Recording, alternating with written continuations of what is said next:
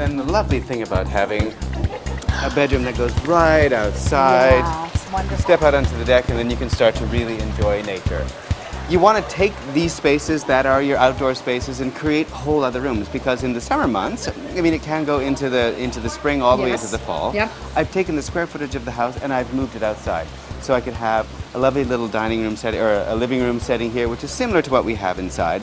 I could have added a table and chairs, and we could have had a dining room out here. So all of a sudden I've taken what's happening outside, I've mirrored it, what's happening inside, I've mirrored it outside, and essentially doubled the size of my house. Absolutely. And this is something that for people who are in smaller spaces, they have maybe balconies, they're in condominiums, they also can make those outside spaces feel like a continuation of their inside space. Sure. And I think people miss that mark. Sure. They just kind of collect stuff on there, and they put, it's just Their old bike and like two old it's like things. a home's basement. A lot of balconies for condo owners, don't you think? Yeah, it's a place to store crap. It's just to store crap, exactly. Yeah. As opposed to finding a way of store. I mean, of course, you have to have some things that are outside.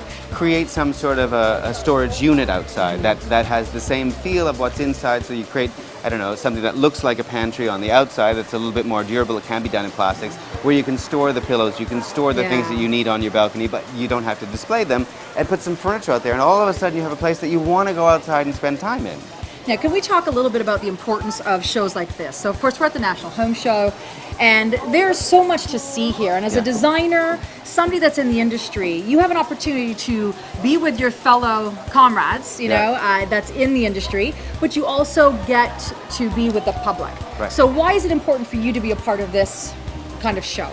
It helps people, it's a collection of all things that are about the home. And generally people only think about these things when all of a sudden they have a problem or they have to work on something. Then they start to do the research. Having some understanding of what's new, even looking at something as simplistic as appliances. It may be 10 years since you bought an appliance last, and all of a sudden you think, we really should get a new dishwasher, new stove, new fridge, whatever, a whole new suite of appliances.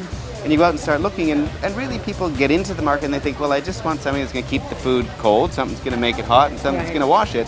And then when you get out there, you go, well, there's convection, and there's steam ovens, and there's built-in coffee makers, and there's various degrees of appliances that do a whole variety of things that you didn't even know existed, and all of a sudden, you're completely confused. Well, I find I walk around here, Glenn, and I have like aha moments. I just constantly have, I didn't think of that. Because we're visual. And what I say about these kind of shows, like the National Home Show and Canada Blooms, is I just would never have pictured or seen those things. You'd have to go to hundreds of stores to actually capture what you see here. You have all these booths, you have the professionals, you have the services, you have the products that are here doing that for you. They're demonstrating them so you can look and ask those questions all under one roof. So I think people need to realize the fact that you're here, and of course that Jamie's here, and other designers come and ask questions if they have questions. There's all kinds of experts that are part of the show that are here for various spaces of time. I think that if you're going to do a show, a great idea is to sort of say, this is what I'm working on, this is my checklist.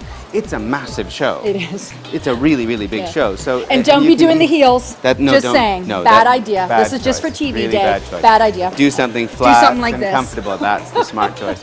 But we did match, though. We did match. Just saying. That was why we did it. If you're working on something, then the smartest thing is to make a checklist of the things you want to see.